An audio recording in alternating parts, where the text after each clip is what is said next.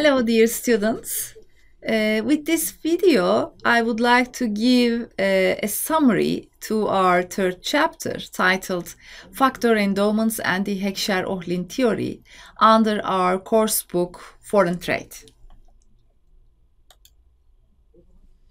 In the third chapter of our book, we are dealing with the factor endowments and the Heckscher-Ohlin theory. Here we have the chapter outline. You see that we have 5 titles. The first title is the basis of the factor endowments and the Heckscher-Ohlin theory. The second title is the simplifying assumptions of the factor endowments and the Heckscher-Ohlin theory. The third one is directly related with the Heckscher-Ohlin theory.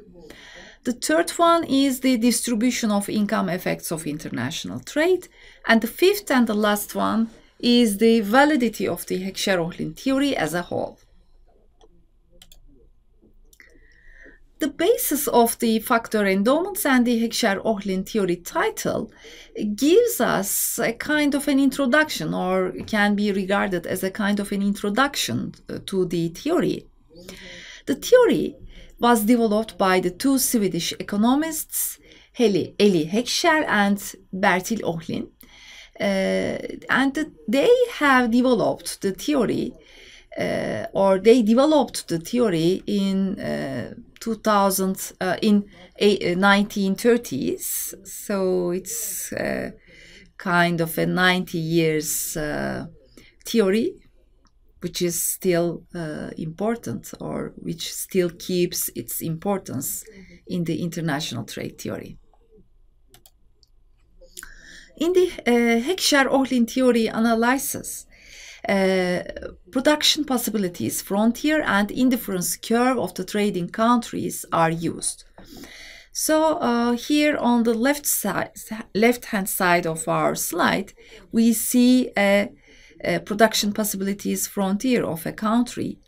So we assume that this country produces 2 commodities or 2 goods, namely commodity X and commodity Y.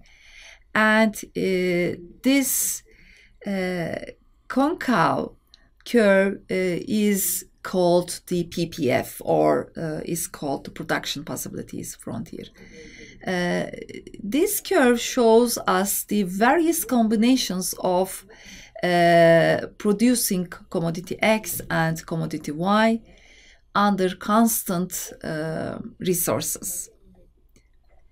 And on the right-hand side of our slide, we see the indifference curve of a country, of a nation. Again, we assume that this country consumes 2 commodities or 2 goods, namely the X and Y commodities. And here you see that the indifference curve is convex to the origin. And I would like to tell you that the supply conditions of a country is represented by the production possibilities frontier, and the demand conditions of the same country is represented by the indifference curve. Under the second title of our third chapter, we see the simplifying assumptions of the factor endowments and the Heckscher-Ohlin theory. We have 12 simplifying assumptions. In order to be brief, I have taken only 3 of them here, but you will see the 12 of them. You will see them all in our course book. So according to the simplifying assumptions, we have 2 countries, 2 commodities, and 2 factors of production. And one of these commodities is labor-intensive commodity, while the other one is the capital-intensive commodity. So what is the meaning of the labor-intensive commodity then? Very basically, in the labor-intensive commodity, labor is used proportionally more than the capital in its production. And for the capital-intensive commodity, I can tell you that capital is proportionately used more than the labor in the production of the commodity, then this commodity is called capital-intensive commodity. Typically, the textile or the commodities which are given or which are represented within the or which are taking part within the textile industry are mostly referred to labor-intensive commodities. And for example, we can give the automobile industry, and the commodities which are produced within this automobile industry are mostly the capital-intensive commodities.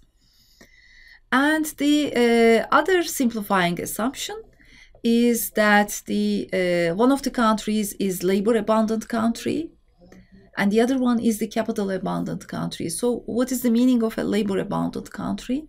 In a labor-abundant country, labor is relatively more than the capital.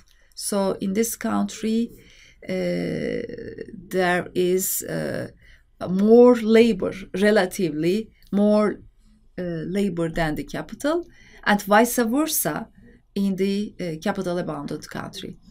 And as I've told you before, we have other simplifying assumptions, and like constant returns to scale, there are no technological improvements, international trade is free, and the other ones which you can find in our course book.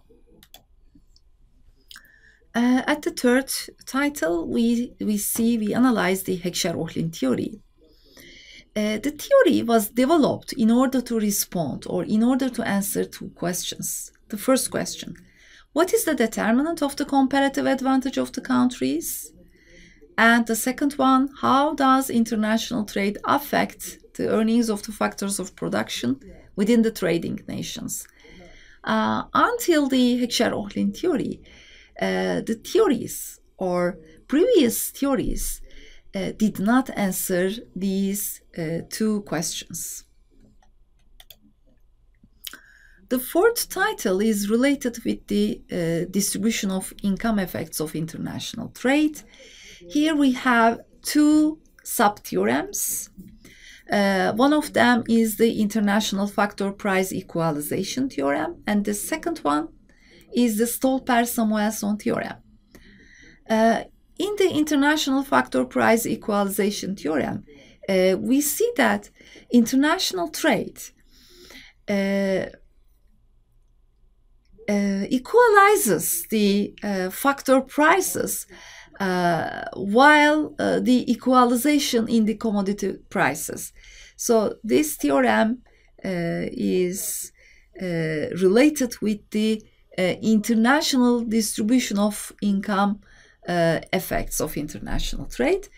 But the Stolper-Samuelson theorem deals with the distribution of income within a nation. So you can see the difference between these two theorems. Although they both deal with the distribution of income effects of international trade, the first one explains the international distribution of income, while the second, the Stolper-Samuelson theorem, the second theorem explains the national distribution of income effect of international trade. Then at the fifth title, we see the validity of the Heckscher-Ohlin theory as a whole. So we check the Heckscher-Ohlin theory, or we test the theory as a whole. In testing the theory, we use three models or three different variables. The first one is the specific factors model.